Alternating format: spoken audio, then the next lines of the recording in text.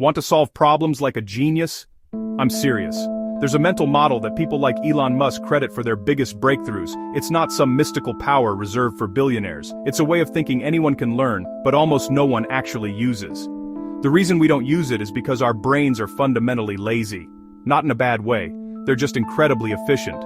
They evolved over millions of years to make quick decisions based on past experiences and based on what everyone else is doing. Last time, a rustling in the bushes meant a saber-toothed tiger, so this time, I'm running. That's a good survival shortcut. It's called reasoning by analogy, our brain's default operating system.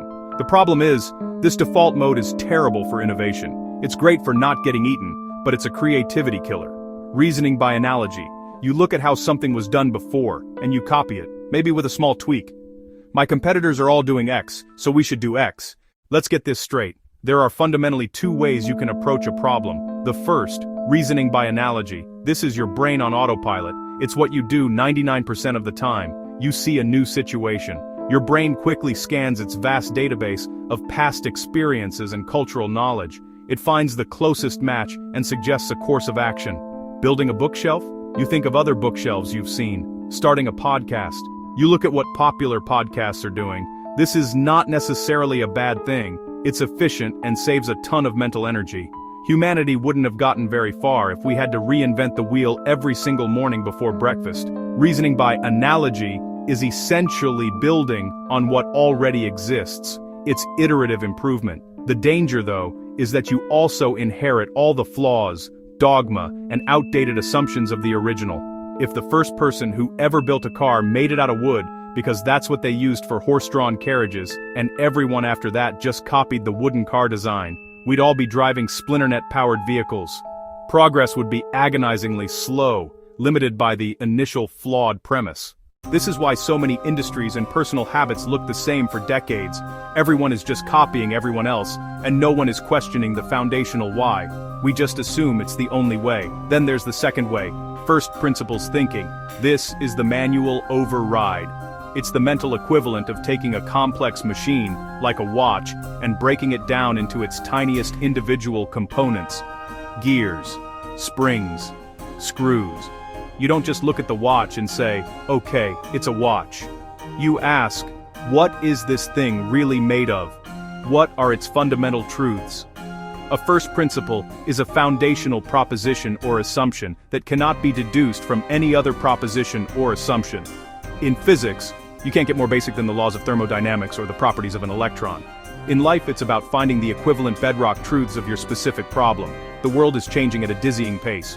Old solutions and best practices are becoming obsolete faster than we can write them down.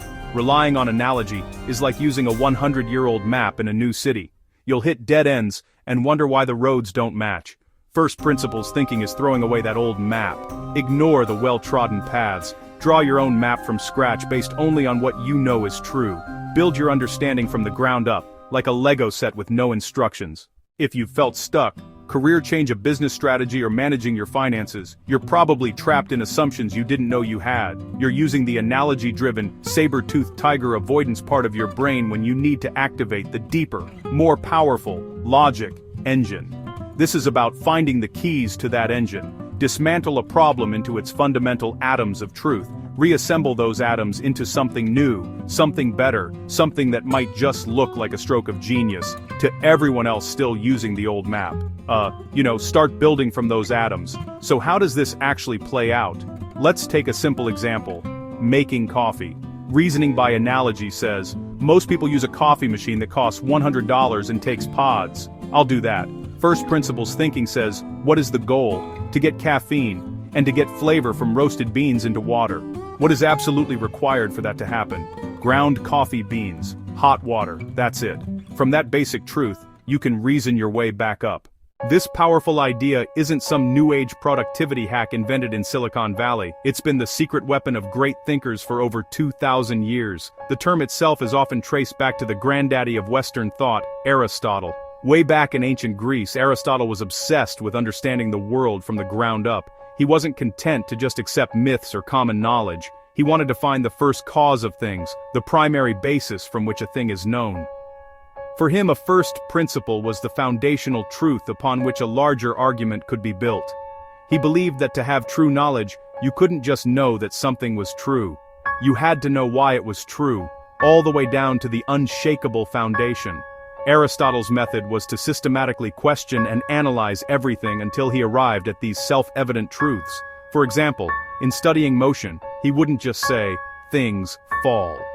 He'd try to figure out the underlying cause, the very nature of objects that made them move toward their natural place. While his specific conclusions in physics have since been replaced by Newton and Einstein, his method of seeking the most fundamental axioms was revolutionary. He taught us to stop accepting things at face value and to start digging for the bedrock of reality. This is the intellectual spirit of first principles. Relentless, foundational questioning. Fast forward about 2,000 years to the 17th century, and you find another giant of thought, René Descartes, taking this idea to a whole new level. Section 4. Elon Musk's secret, how first principles built rockets and cars. If Aristotle and Descartes are the ancient philosophers of first principles, Elon Musk is its modern-day high priest. He explicitly and repeatedly credits this way of thinking for the seemingly impossible achievements of his companies. SpaceX, Tesla. When Musk decided he wanted to send a rocket to Mars, he didn't start by looking at the existing aerospace industry. If he had, he would have concluded, like everyone else, rockets are astronomically expensive, and the idea was a non-starter for a private company. That's reasoning by analogy. Rockets cost X amount, because that's what they've always cost. It's a mental dead end. Instead, Musk went straight to first principles. He asked a different question. What are rockets made of? He broke it down. Okay, they are made of aerospace-grade aluminum alloys, titanium, copper, carbon fiber. Then he asked, what is the value of those materials on the commodity market? He did the math. The cost of raw materials was only about 2% of a finished rocket. This was a jaw-dropping revelation. The other 98% of the cost was locked up in manufacturing, assembly, business processes, the stuff that everyone was just copying from each other. Section 5. Your step-by-step guide to thinking like a genius. Okay, so you're not trying to send a rocket to Mars, or maybe you are, in which case, awesome. How can you, a regular human, apply this powerful mental model to your own life and work? It's not about being a physics genius. It's about following a clear, repeatable process. Think of it as a mental algorithm for deconstructing reality and building a better one. There are about 6 key steps to this process. The goal here is to be relentlessly, almost childishly curious and to challenge every single assumption you hold. Break down your biggest challenges using first principles. Try it and let me know how it goes. Subscribe to sharpen your mind. Section 7. Find the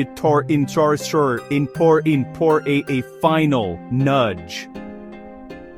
Your mission, should you choose to accept it. We've journeyed from ancient Greece to the frontiers of space, all to understand a single powerful idea. You don't have to accept the world as it's presented to you. You can break it down to its fundamental truths and rebuild it in a way that makes more sense. First principles thinking isn't magic. It's a systematic process of peeling back the layers of assumption, tradition, and dogma to see the simple, solid core underneath. So here is your call to action, your mission. Try it, right now. Pick one problem from your life, a frustration at work, a financial goal that feels out of reach, a personal habit you want to change. Write the problem down, break it down, find the real unshakable truths, and from those truths, build one small new action you can take this week.